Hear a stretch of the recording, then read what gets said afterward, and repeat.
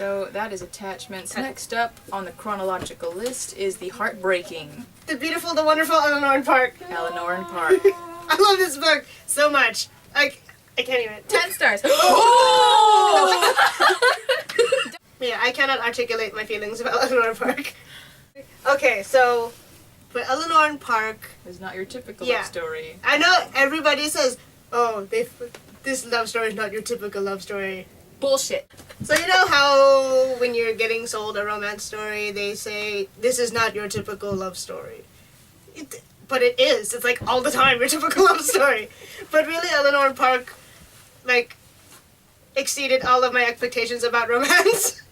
Like when you first see it, you think, oh, Romeo and Juliet, like, Whatever. here we go. Two different people from different worlds who can't be together.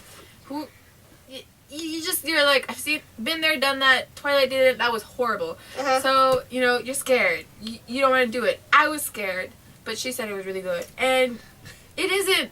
How to describe it?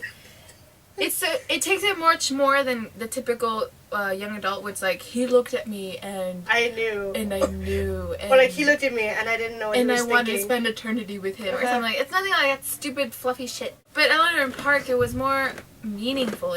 It was aside the whole, he has superpowers and I don't, or he's rich and I'm not. Or she's so popular. How could she ever like somebody like me? Exactly. It was trespassing all these sort of boundaries. It was creating an actual real conflict, and also the actual desire for these two people to end up together. It was great, honestly. I love it. I love it. This is a book that I was going to read on my flight to London. And these two were just like, are you dumb? Bad idea.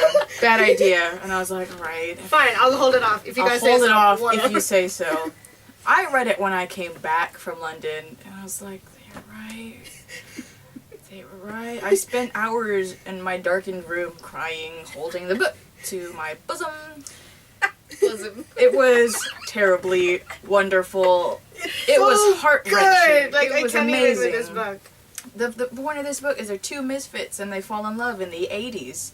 How great is that? Because in the 80s you just think, oh, Pretty in Pink, The Breakfast Club, Molly Ringwald. But, I mean, you've got two characters who are already just pushing all these boundaries that you'd never even see. They are not two white people embracing. They are not. They're not. Shocker. Eleanor is White. she's white, but she's a big girl. She's described as a bigger girl. And she like dresses all crazy.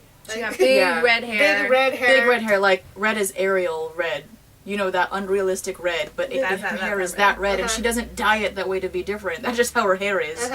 And Park is half Korean. He's a half Korean boy, and eventually he will have guy liner. That's great. That is excellent. Okay. And wow, everything about this book is just astounding, and it's amazing. And I have never read a description about hand holding as tender as described in this book. Any sort of affection. Any sort of affection. It's like the smallest thing. It's not just a kiss. It's not just a hug. It's hand holding. It's just the feeling of somebody's palm. It's the pulse, and it was great. I had to put the book down so many times just to cry. If you ever want a love story like that, it's got to be like Eleanor Park. It's true. Like, I would love for someone to feel that way about me, the way Park does for Eleanor, or Eleanor to Park. It's just touching. It's so... Like, I'm totally averse to the idea of falling in love. Like, you're here. Never. I joke about it all the time, like, I would marry this guy, oh my god. But really, in real life, I've never. But then this book, like... Yeah. It broke her. Yeah. They're like, oh, this sounds kind of nice. It sounds nice. What is it that you always say? What? She always tells me, damn, Rainbow Rowell always makes me want to fall in love with someone. We should mention it's an easy read. Like, it says like it's like 70 chapters or whatever, but it's not. Some chapters are like 2 pages, sometimes they're a page. And we should also mention the point of view switches between Eleanor and Park. So you get to be in both of their minds, and it just makes it all the more... Oh, also, it's not one of those first-person point of view books. If you don't like those kinds of books, then you're in luck, because it is a switching point of view book, but it's still a he-she versus an I felt this kind of book.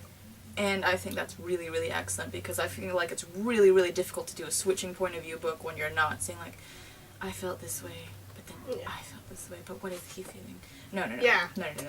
That's Because I can get kind of tedious really quickly. Yeah.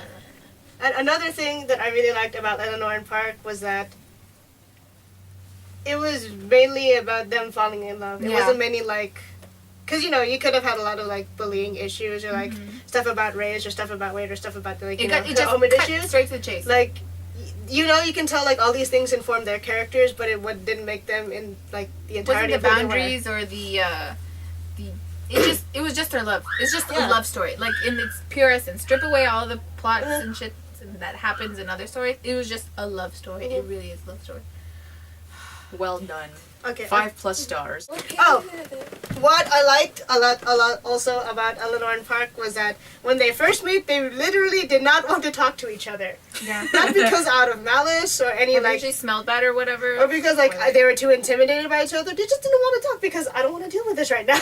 Exactly. Like, School do is you hard ever now. just walk by like something's happening and you're like, God, I really just don't even want I don't wanna to be- I don't wanna know. I don't wanna know. I don't wanna- care. Yeah. Yeah, they just wanted to get through their day. You know? But then one thing led to another, and then eventually they talk, and then it's beautiful, and then I like that. It was realistic. It was realistic. It was like it really can happen to you. Like, damn it. Damn it, giving me hopes, Rainbow Rowell.